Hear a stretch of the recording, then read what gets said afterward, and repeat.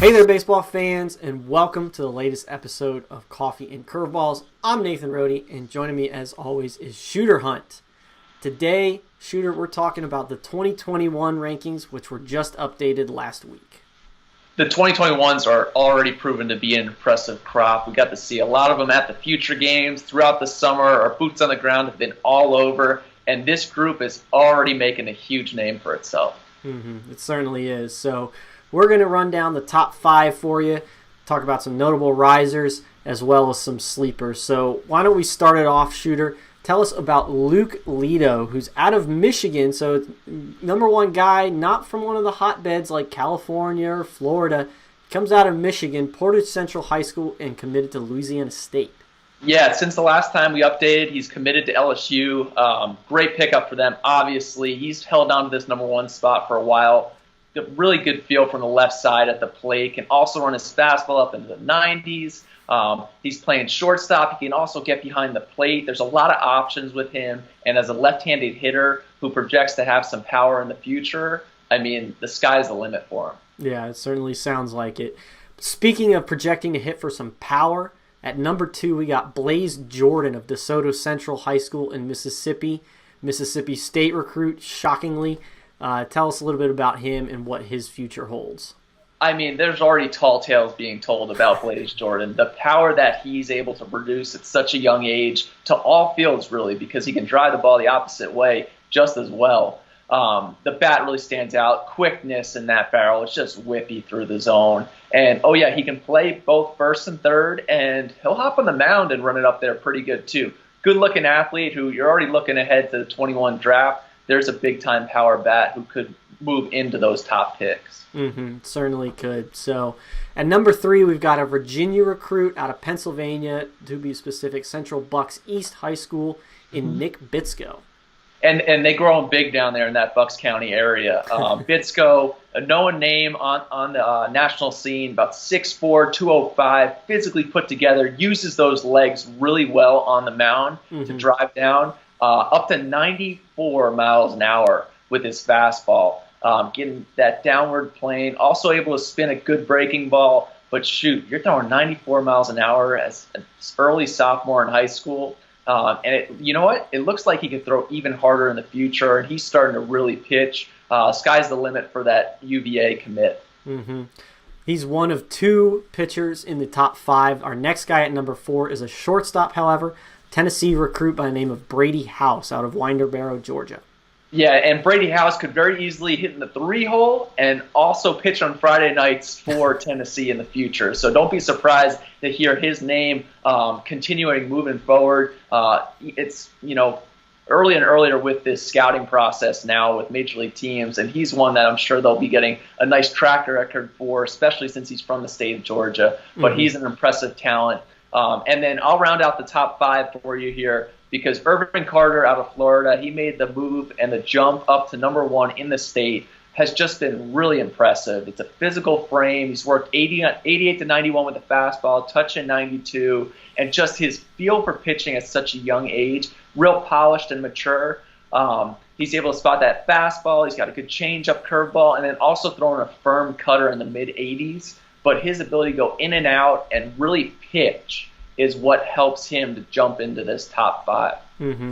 So that's the top 5 for you. Be sure to jump on prepbaseballreport.com to see the rest of the list as well as coverage of the 2021s. We've got plenty of information if you click on the players' profiles, as well as check out many of Shooter's articles as well as the other states, and you get a lot more information on that 2021 class. But Shooter, who are some notable risers, some guys that were ranked before but are kind of making their way up the rankings in that 2021 class?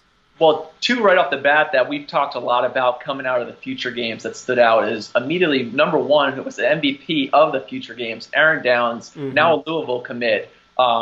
He's the premier elite athlete in this class that everybody's been talking about, especially with the future games bringing together 250-plus college coaches. Aaron Downs was the guy to see. He's a 6'5" runner, 97, 98 exit velo off the tee, can really pick it, moves around, shortstop, center field, wherever you put him, he's an animal on the diamond.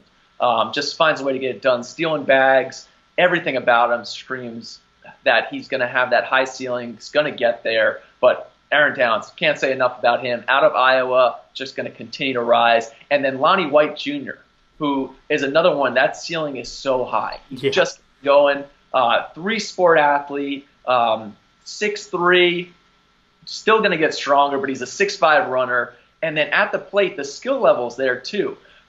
Really balanced in his approach from the right side. And what I love even more is his chance to play center field because he can really go get it out there. The athleticism screams that he's going to be a guy that the Northeast scouts are going to be coveting in a couple of years as well. Mm-hmm. Yeah, he definitely was an impressive guy at the Future Games. One that Greg Williams, our guy in Pennsylvania, told us about going in, that he was one to watch, and he definitely did not disappoint. So, but you also have Ryan Johnson out of Texas and Casey Sawkey out of New York as guys to watch as well. Yeah, so Ryan Johnson's a guy that I saw earlier in the summer and then has continued this fall to be great. He's worked 86 to 89 recently in front of Toby Bicknell, our Texas scouting director. Mm-hmm. But he's 6'5", 170 pounds, and just has that moxie on the mound where he's attacking hitters. Fastball's driving through the mitt, and he's also throwing a nice slider at 74 to 77. Also features a changeup. But the frame with the long limbs, I mean, he's going to throw real hard in the future. He's from Texas. Everybody throws hard down there. So Ryan Johnson, a good one to keep in mind.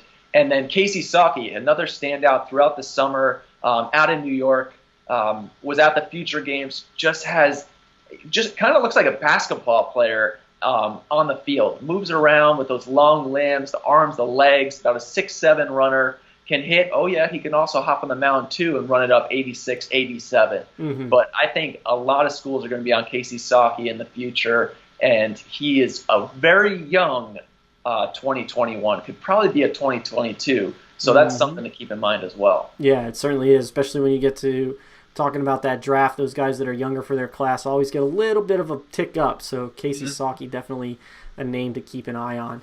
Shooter, wrap it up for us here with some sleepers in the 2021 class. Who are some guys that might see their name a little lower down the list, but have a chance to jump up as they can progress forward in their teenage years?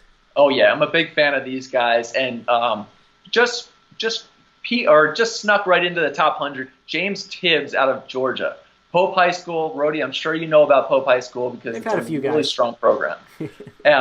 Well, he got to play some varsity as a freshman, which is impressive in itself. Mm-hmm. But you watch this kid swing, and you look at him as a potential middle-of-the-order, next-level bat.